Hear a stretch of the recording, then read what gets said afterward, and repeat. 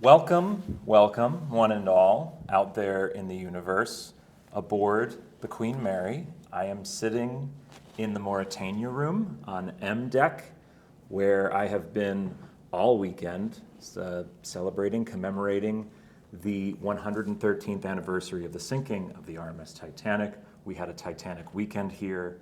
Many of my listeners at home, perhaps you were following along for the weekend, perhaps you joined for the Titanic Honor and Glory live stream, which we had literally last night. We are all still very tired, but we're in the same room that we were holding that event. It was a very special night. It was an overwhelming success, in my opinion. Everyone loved it. We had a great time. Can't wait for next year. But I figured I have a podcast, and my least favorite thing is asking my friends to sit down and talk on my podcast. But I have to take advantage of these moments because I'm just so overjoyed this weekend to have shared it with members of the Titanic Honor and Glory team who I have never met in person until this weekend. And I have some of them here with me. If you are disappointed at the sound quality, it's because I don't have my usual microphones with me here on the Queen Mary, but we're doing the best with what we have. We're recording a little bit, hopefully for YouTube. We'll see if that makes it up. I have some editing to do. So without further ado, I want to get into to talking about Titanic because I have some very special people with me as my quote-unquote witnesses testifying for us for our Witness Titanic inquiry. And those people are Matthew DeWinkeleer, who is the executive producer of Titanic Honor and Glory. Say hello, Matt. Hello, everybody. Thank you for having me, James. It's a pleasure to meet you. Oh, yes. We've met many times. I know, but always great to see Matt in person. We see each other over the internet so often, so always nice to be together. We did this last year in Orlando. We did the live stream together, so that was our first time doing that last year, but it was great to do that again. To his right is Peter Harwell, our lead rec researcher. Say hello, Peter. Hey everyone, how's it going out there? Absolute pleasure to meet Peter in person. Peter's a more recent addition to our team, last few years. And he has really brought a lot to it. And we're going to get into, well, at least one of those things today. And then to his right is Nico Murgia, one of our art directors. Say hello, Nico. Hello everyone. I'm glad to be on this podcast with you. Thank you very much. Glad to meet you because it's the first time I see you. Yes, absolutely. Nico comes to us all the way from France. Yes, je suis français, I'm French. So, obviously we've never met before because you come from the other side of the world. So very, very special to have met Nico. But the biggest reason this is special to us, and I think it was special to everybody during the weekend who got to hear the story, we did not plan this, but I was going to speak at this Titanic anniversary, sort of Titanic convention. I was going to speak about the Diana statue that we rediscovered last year on the expedition, which, if you've been listening to this podcast, I did a whole episode I did a bunch of episodes from the expedition, and then I did a full episode about the Diana statuette. So before you listen to this, if you haven't, go back and listen to the Diana of Versailles episode of Witness Titanic from last season. But we didn't plan this out, but I was going to speak on it, and it just so happened that the very people who played the biggest hand in that rediscovery, we all were the people who agreed to come to the Queen Mary this weekend. It just completely by chance, and I was prepping for the speech, and I thought, oh my gosh, every person in this story will be in the room, and so I had them all come up and say a little something, and so I thought, what a great opportunity for the podcast, for the Titanic world out there who couldn't be here this weekend, to sit here and talk a little bit about what it was like to rediscover a long-lost Titanic artifact on the ocean floor from the comfort of our respective homes around the world. Something that could never have happened 10 years ago, 20 years ago. It's really amazing that this discovery was made and none of us had really met in person. It's a really wild thing to think about. So before we get into the Diana topic, which we will save for a little later in the episode, I would just like you each to briefly describe what you do with Titanic Honor and Glory, and simultaneously, what is it about Titanic for you that just drives you day after day to come to events like this? Matt, we will start with you. Yeah, Titanic Honor and Glory's main purpose for me has evolved over the years, I suppose. It started just as I'm going to model the ship, you know, the inside and even the outside years ago. And for one reason or another, now I have the title of executive producer, which is kind of just a title or role, which is just like, oh, Matt's been here the longest and he has X degrees. Let's blanket it on him, or, you know, the parent company is technically in his name, so he gets executive producer role. But I guess so. I try to oversee things that are happening in the production of THG. I try to make sure everybody's kind of happy, coexisting together. You know, if there's a problem, it's a big team.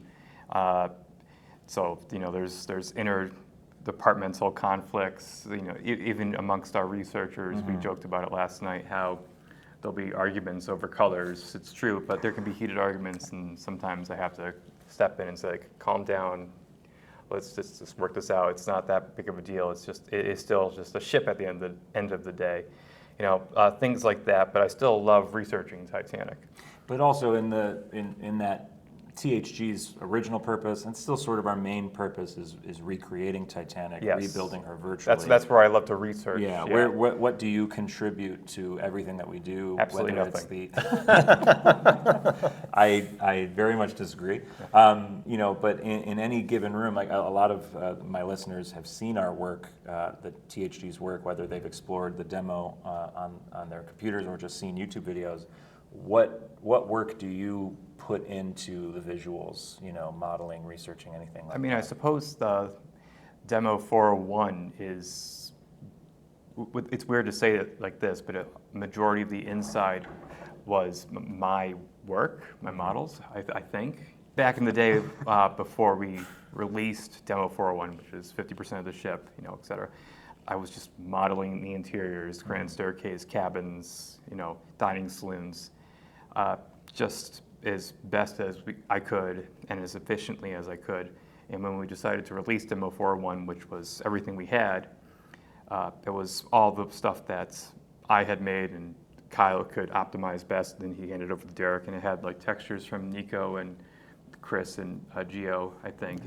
So the majority of demo 401, which is what we now say is like either like dirty, unoptimized, inaccurate with so many different things, that is my like main body of work. So the bare bones skeleton of THG and what you can play in demo 401, and to a degree project 401 is mine. But slowly and surely we're replacing a lot of the things with more optimized, accurate things. That's what I feel like I do for THG in a whole. I'll go to you next, Nico, because you've been here quite a while Yes. with THG. So you are one of our historical art directors. What does that exactly mean in regards to rebuilding Titanic? Well, I make textures. I'm a 2D artist. I reproduce patterns of upholsteries on board the ship. I research them a lot. I get to research their color and look into period books showing all this kind of stuff and trying to reproduce the best as I can. And then I give them to the team, and they put the texture on their 3D models. And yes, what I also do is a lot of researching and reviewing some models, but that's basically my job on this team, reviewing and making 2D textures. Yeah, Yes. I had to establish a hierarchy of researchers. How do we establish, like, when some researchers think it's a room that looks like some way with the furniture arranged in this way and the carpet was this color, how do we come to an agreement on something? And that's where I decided, like, okay, we need direction, art direction. And that's why I thought it was best to have Nico and Gio, who've been with the project for so long, and Gio is in Mexico, Gio Castro. They both have remarkable understandings of the period, the Victorian and boarding periods, and they are able to research things immaculately. They'd be perfect. And they're also on two sides of the coin when it comes to Yes, that's true. their opinions true. on decor. We don't always have the same vision of the ship. Exactly, yes. So And- that's when it gets interesting, because our culture also makes us see things differently. Yeah. So I'm French, Gio is Mexican. So we all got to discuss all this together. So it's really interesting. And in the end, we hope we can come to something that's maybe not totally accurate, because close- as you said, close there enough, has but- to be artistic choices. Yes. But something close but- enough to what we believe the ship could have been. Now that we have met you two and heard your side of things, Peter Harwell, head of Rec Research, is sort of a title we've given you here. How do you contribute to everything we do as we try to piece Titanic back together virtually? So, we're making Titanic as it was when it was above the water before it sunk, right? So how does the wreck really kind of help us out? Well, in addition to the plans, it's a primary source of information for how the ship actually was. And there are numerous changes on Titanic that did not really show up very well in plans, if at all. One of the ones that I like to talk about is the fan right behind the gymnasium. A lot of model kits get that one wrong because they have it in a slightly different position and with the deck bench. And if you look on the wreck, that's where it is on the wreck. So obviously that's where it has to be on the ship. Right. So just going and looking on these various things, kind of cross-checking what has happened in the game versus what evidence remains on the actual physical ship, making sure everything can be as accurate as possible. A lot of artifacts, of course, are also down there and have been recovered or imaged, and it's where do these artifacts end up? Hey, well, if we're looking in footage, say the NOAA 2003 expedition, it's 25 hours worth of footage, and if you're looking through that footage, you may not know exactly what is at 1 hour and 55 minutes. But if there is an item in that footage that would assist one of our modelers or assist in research in some way, like maybe there's a keelson that is exposed, a critical design structure of the ship. If elements like those are visible and have been recorded, then I can take that and pass that along to the appropriate people to make sure we're getting those details accurate. Can't get closer to the source material than literally going down to the wreck and looking. And so you have, even before you were with us as an official team member, you were almost as a hobby, just compiling wreck footage, documenting what you could. A lot of the wreck footage that's out there, whether it's from RMS Titanic Incorporated or other people who have gone down and filmed the wreck, there's very little data that comes with those video files. It's just video. And what Peter has done in the past is analyze these videos and mapped out where it seems the camera is going on the wreck, so we can see what dives covered what parts of the wreck. What parts of the wreck have never even been seen because none of the ROVs go that way, none of the submarines go that way. It's a really valuable tool, and you can lay them on top of each other, color code them. You do so many fun things to get a better understanding of what these videos even have in them, because otherwise they're just videos that all kind of run together. Yes, we all know what the bow looks like, but what else is down there? Yeah, and that's exactly it. It's just there is so much footage that is available, and you can start matching up things, and that way, what's really neat is you can maybe even see artifacts on the seafloor, how they age in time. Like here's how it is in 1986, here it is in 2001, here it is in 2005. Right. It's really neat to when those kind of objects pop up, it's like, oh, now we have a little timeline of how things go. It would be so great if all these companies that dove to Titanic would all get together and do this. Oh, but yes. they're never going to. Dream job. Some of these companies don't exist anymore. Yeah. Some of these companies, these video files, God knows where they came from. So you're kind of doing some great work for the community. We will benefit from it certainly when we research Titanic, and we benefited from it certainly on the we have in expedition. so many ways Yeah, already. but I think we hope long term that the general public will benefit from it as well. This is a great segue into the actual topic that I wanted to cover with you guys. You were, especially Nico and Peter in particular, you were the first two people to see a lost artifact that had been missing for many years, and you were the third. I just happened to be in the room. That's right.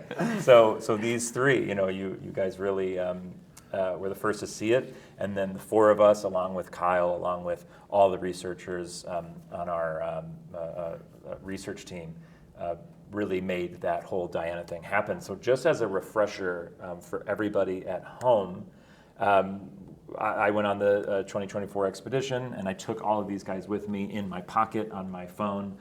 We had what we called the rec chat.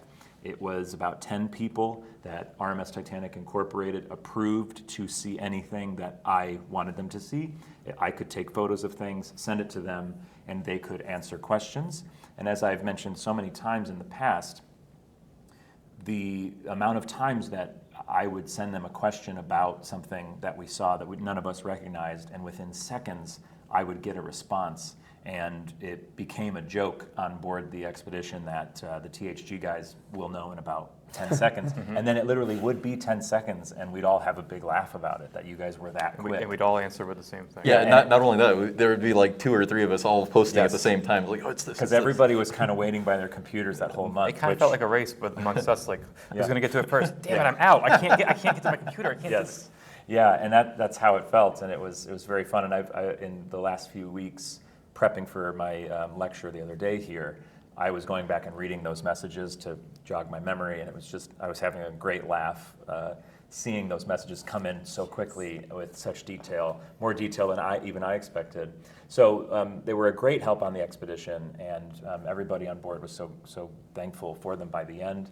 Of course, at first, I'm sure I had to like push to be like, no, trust me, these guys know what they're talking about, and then they very much proved it. But one of the tasks that we were given was to put together an artifact list, things that the expedition team should keep an eye out for. The usuals were on there, of course. The D-deck candelabrum is still down there. There's a case of distress rockets still down there. The whistles. There's artifacts that we've seen many times that could be recovered in the future potentially. But one of the items on our list was the Diana statue.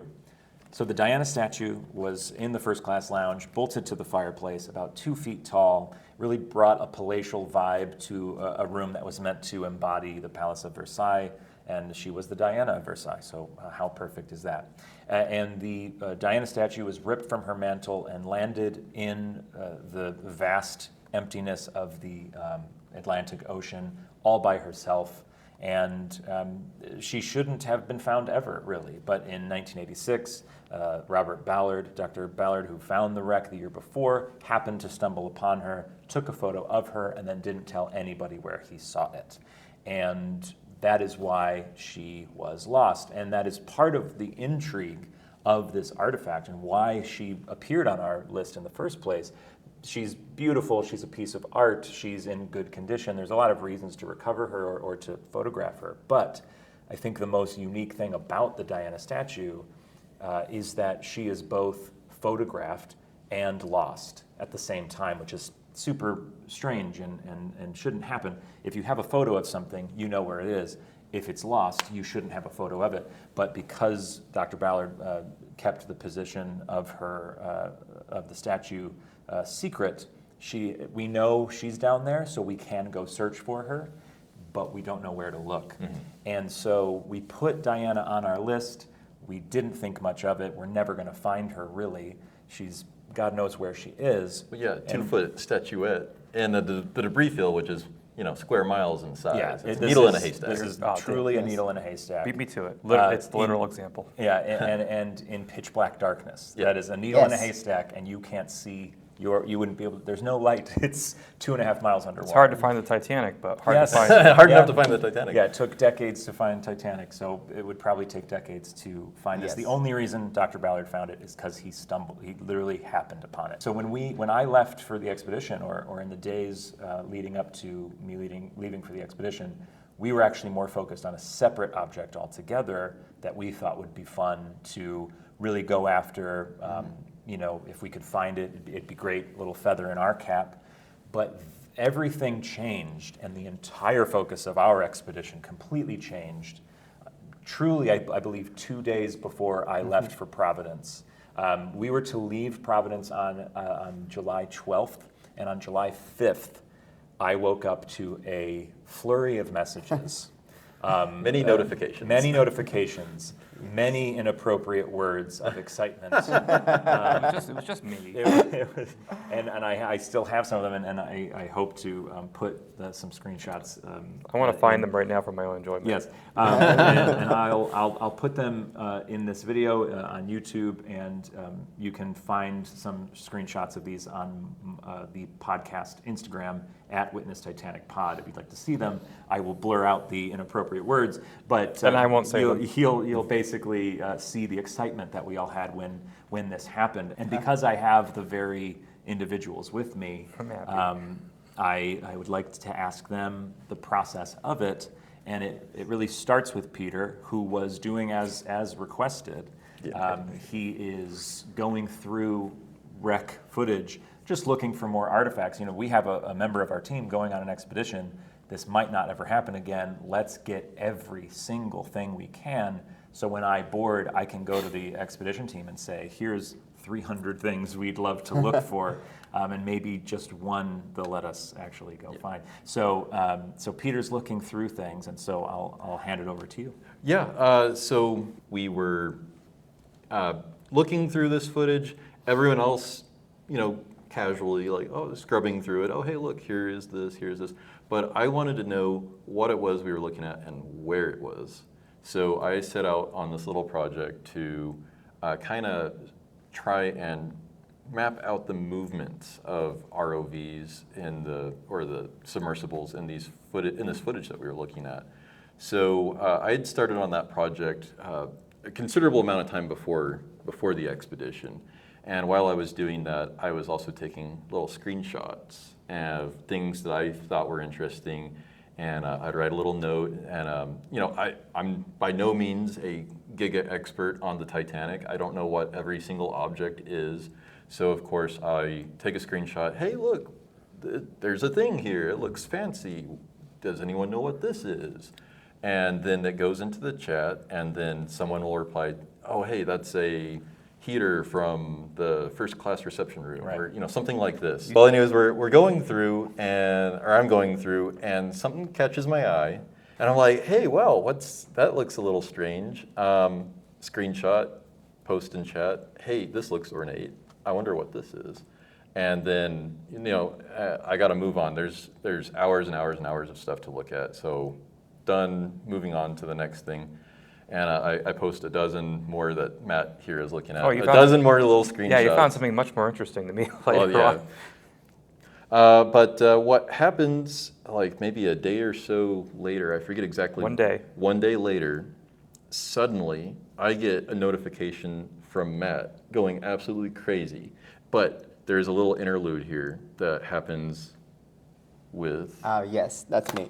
That's my turn. Well, actually, we were looking at the picture you had posted, and we were talking about this, and suddenly on this very photo, my eyes drifted upwards and to the right of the picture, and then I saw something that really was familiar to me, and my eyes were like, oh my God, but I wasn't sure of myself. I said this 2 days ago at your presentation. I was totally sure of what it was, but what I wasn't sure of, if I didn't know if it had been identified, if you had seen it before, actually. And we were already talking about it or something. Because, of course, you know, I'm French, I told you, and we don't live on the same time zone, so I can follow all the discussion happening on the Discord chat. So, and I have a job that is sometimes really, really Really involved. Yes. So I can't follow everything. So I thought to myself, well, has this thing? Do they know? Do they see the thing I'm seeing? Yes, Yeah. exactly. Do they know that it's the Diana statue? Because that was the Diana statue that we saw at that very moment. And Because the part of this is there's the one image that we have of the Diana statue Yes, from yes. 1986. It shows the Diana up close, and Yes. there's two rocks in the photo, Yes. and that's the context we have to go off of. Yes. There That's are the two context. rocks. That's the context the entire world has had to go off of, Exactly. and that is on purpose. That there's no doubt that is a cropped image, Yes. so nobody could find it. And when your eye drifted over, I you recognized you instantly. saw an I object recognized and the two legs. rocks. I recognized the arm, and I knew it was a Diana statue. And so, but still, since I wasn't sure, it hadn't been identified by other members before, I first went to our other chat that we have on the Messenger, and I texted the core team, and I said, as casually as possible, because I wasn't sure of myself, hey, did you see there is the Diana statue here? And then suddenly Matt went like, oh my God, it's not possible. and that's how I knew I had discovered it, and rediscovered it, of course, but that no one had seen the statue before on this picture. Yes. Okay. So Matt went back to Discord then and So he yeah, revealed. then Okay. next thing I know, I'm getting blown up on Discord, much like James would later on. Yeah. Notification like, where is this, Peter? What is this? Oh my God! Yeah, what footage did you see did this this in? come out? What was the timestamp? Blah blah blah blah blah. Are there any more photos? Can you post a clip? And I'm like, Oh my God. like, what You is were like- happening? And then I went back to the image and I looked on it. It's like, hey, there's something in the background. It looks sort of like the statue. It blends in really well with the background. Absolutely. That's why it was so hard to spot. And which explains why this footage that you were looking at, it's not like this submersible or ROV, whatever it was, it's not like it zoomed in and it saw the statue. Yeah, this was way- It very clearly doesn't see it. Yes, it's just And the passing of it's a- passing by. And since this whole ordeal, and since we were able to locate it, we have found one other video since, or we didn't find it, but someone on our Yeah, team someone did, else or a friend of ours, found another video from a completely different dive, a completely different company. They passed directly by it also. But they couldn't So- see it, they couldn't Yeah. identify it because because it blends, blends so in. well. The Yes, Diana with looks the like a surroundings. rock. It's the same color as the rocks and Exactly. everything around it. And then when we found it last year, it was hard to see. Yes. In HD, it took us a second to go, there it is. You have to almost refocus your eyes, and then all of a sudden you see this person looking back at you. It's really unreal. Well, going back for a second, so we clearly know that in that one particular frame, that is the statue, that is Diana. And then the next thing everything evolved into was, great, Peter, wow, that's amazing. Where is this? Yep. And Because we of course think the file name is going to be, September 9th, 2000 whatever. Yeah. And this part of the debris field, coordinates 35 by whatever, day 15. We think the name of the file is going to be very descriptive. Something that makes sense. But the name of the file is Absolutely there not. was absolutely no geospatial data Yes. to go and place this anywhere. And So yes, it's tough to find things. Yeah, and yes. it makes it impossible. Even though they have been spotted, they don't have a map showing the path of the ROV of the submarine, so we don't know actually where it is in the debris field. it could literally be anywhere. Practically Yes. none of these. The only thing we have to go off of is it should be near the wreck.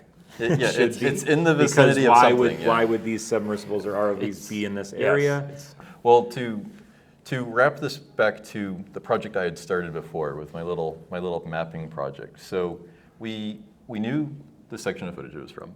And I had mapped out some movements from that footage previously. There, in the later end of that footage, there were some significant identifiers as to where we were.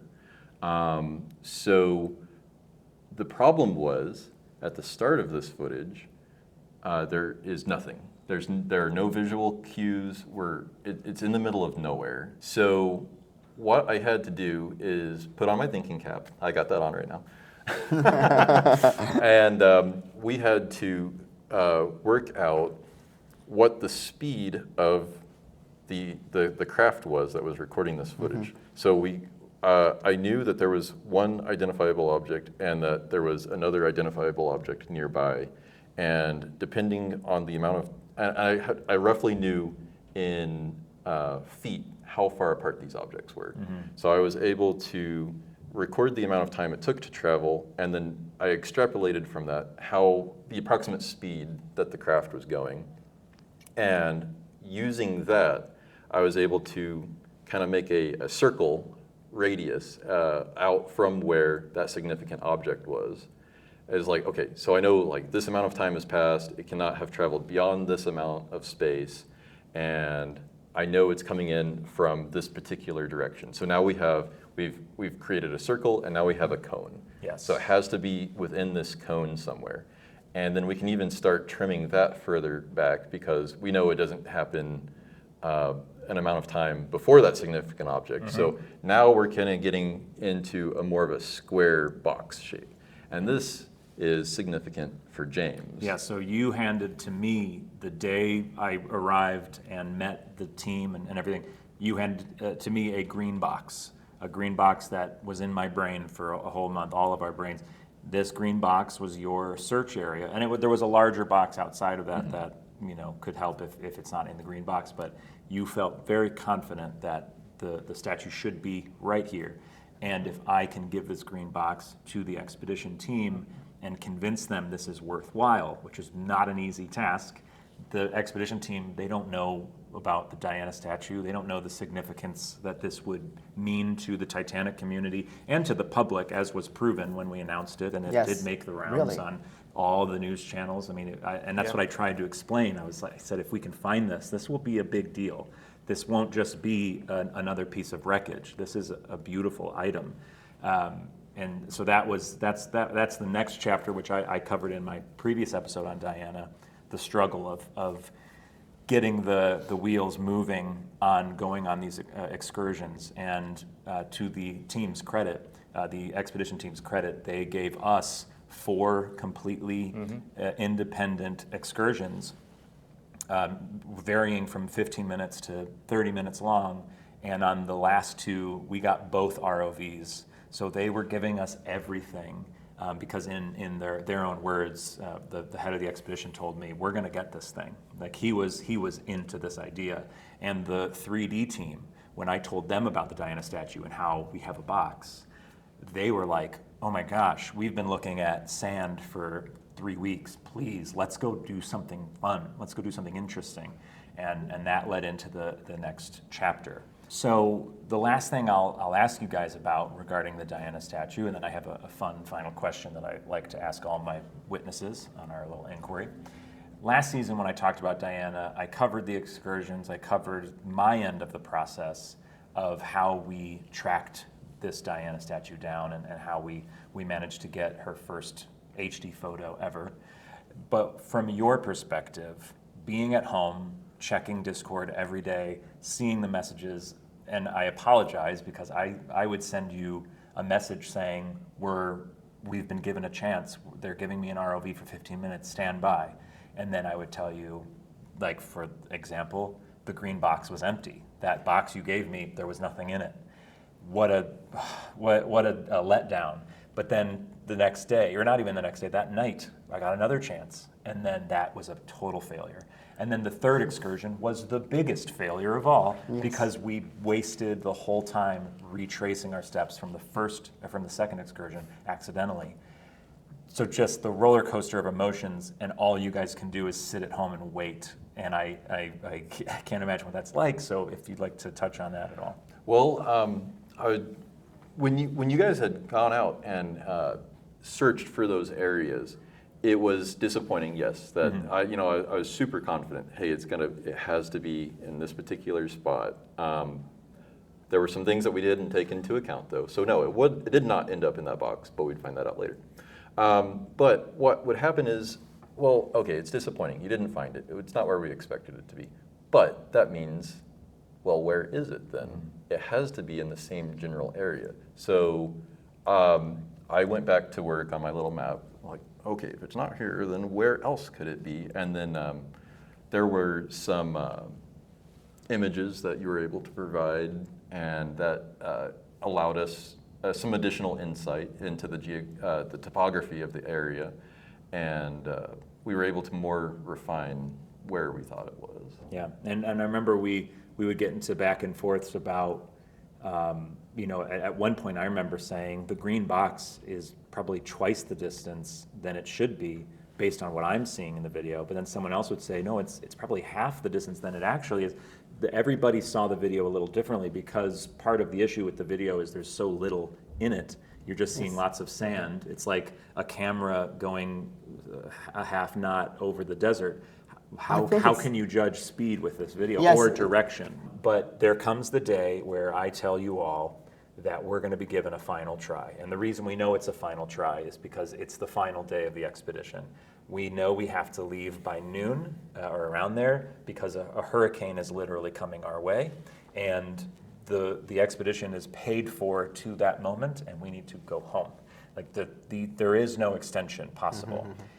So I tell you all it's our last chance. We will be given 30 minutes, and it was originally around 2 a.m. So I think everybody stayed up and or woke up potentially and tried to be on standby just in case. So if anybody would like to walk through what it was like to receive messages from me that said things like, we're on our way, should be there in 45 minutes. The ROVs are in the water. We're scanning the area. We're 100% sure this is the spot. We're sending cameras in now. And then, of course, we got her. So what was that experience like? So for me, I knew that you were going to have this search attempt because, of course, you're telling me. And unfortunately, I think that was a work night for me. Okay. So, and further, unfortunately, you're out in the middle of the ocean, so completely different time zone. Yes, yeah. I think what happened is you told me that I set an alarm on my phone. I went to sleep for a few hours, and then I woke up around 3 or 3:30 in the morning. I looked on the phone. You hadn't sent a message yet, and then like as soon as I had woken up, it's like, boop, we're going and searching the area. So I was like, okay, I'm gonna sit up in my bed and get all comfortable, and we're gonna see where this goes. Yeah. I was waiting with bated breath, like, oh, what is going to happen next? Yeah. So. How about you, Matt or Nico? Nico, Thoughts I on? start, but actually, I may disappoint your followers because I don't think I was awake. He found out in the morning. When he I woke found up. it in the morning. Actually, I just stumbled upon all the messages, and I said, "Oh, what I saw was the message when you said we got her," and then I saw all the pictures, and I was like, "Oh my God, they finally got her!" And I was so disappointed because really, I went to bed thinking that you wouldn't find it. So, and when we missed it, three other times. So Sadly, my story is the same as Nico's. Oh, yeah. I never told you Yes. that. I'm the only one that was still awake, I guess. I remember I was up until you said like, oh, we're going to be heading there soon. Yeah. We're going to be heading there soon. They kept pushing. And kept- my yeah. relationship with Titanic and THG is getting the rug pulled out from under my feet constantly. Yeah, right. So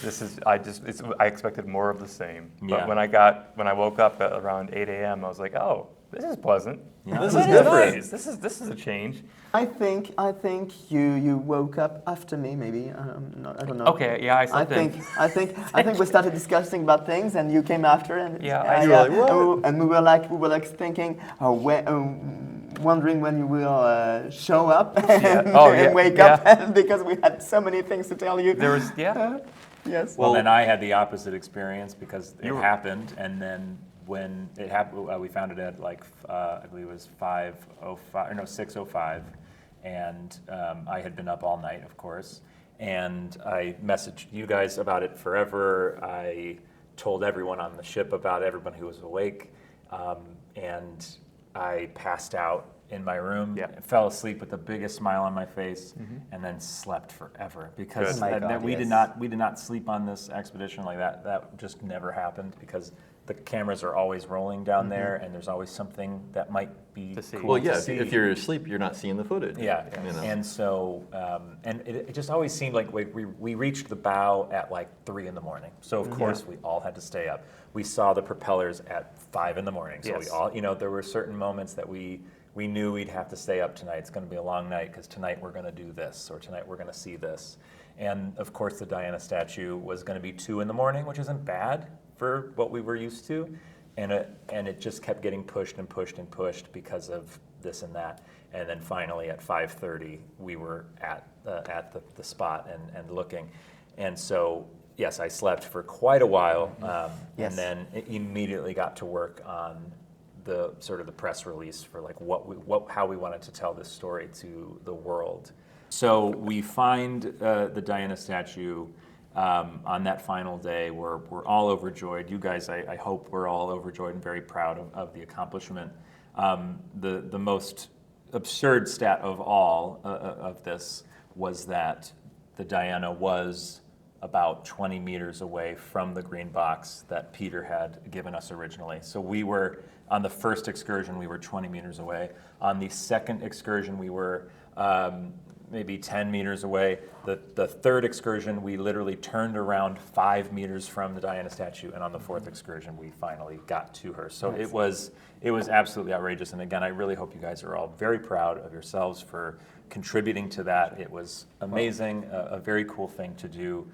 If we do nothing else for the rest of our lives, I'm very, very happy to have shared that Well, I must experience. say how impressed I am with Peter's skills, because I really managed to get almost the position correctly. 20 meters away is nothing. Yeah, it is 20 nothing. meters away and the exact distance correct, because it wasn't too short or too far. It was literally just a few Yes. meters to the side. Yes. So that's even more remarkable.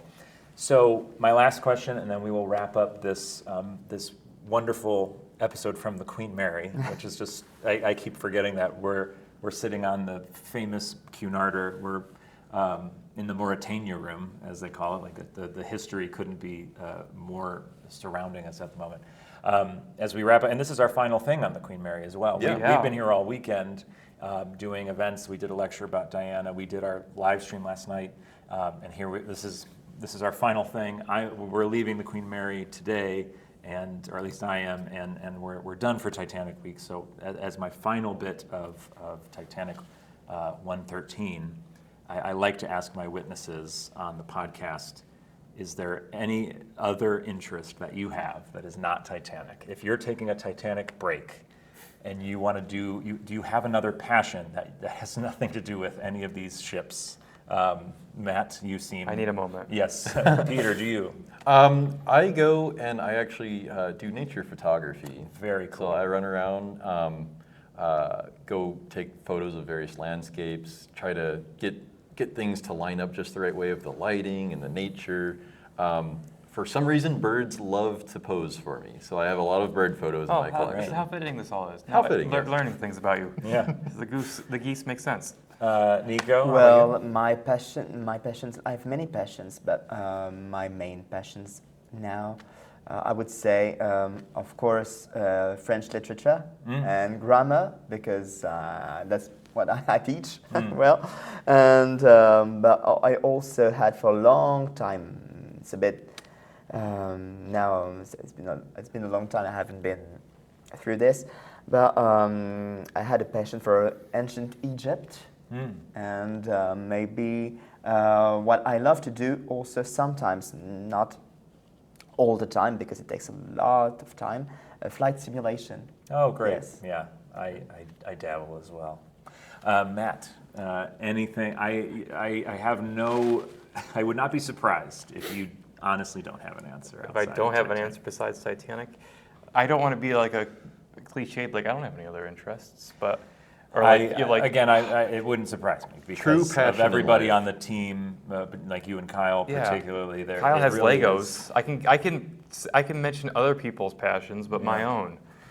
Well, this should be this should encourage you to maybe find something else to Yeah. give your brain a Titanic break. I'll figure something else out. Help me, guys. Yeah. Leave Sound off in the Leave in the comments. Sound yeah. off in the comments what Matt DeWinkeleer should do so he can be sane. Well, gentlemen, thank you very much for joining me on Witness Titanic. It was a pleasure. Thank you, Again, James. this whole Diana thing has just been a joy, and it would not have happened, obviously, without you all. It's just a really wonderful memory, and it was very fun to relive it this weekend, going through the old messages, and Yes. then having the lecture the other day, and then talking a bit about it last night, and talking about it all weekend. Everyone had questions about it. So thank you for joining me again. Thank you all for listening and watching. To all of you, you're fantastic. Be kind to each other, Titanic community. Shout out to all my patrons. I have a new Patreon, and it's growing, and we're having a good time. So join us over there if you'd like. That's it for us on this week. We will continue our investigation into the sinking of the Titanic in our next episode when we call yet another witness to take the stand. Till then, bye-bye. Bye. Bye-bye. Farewell.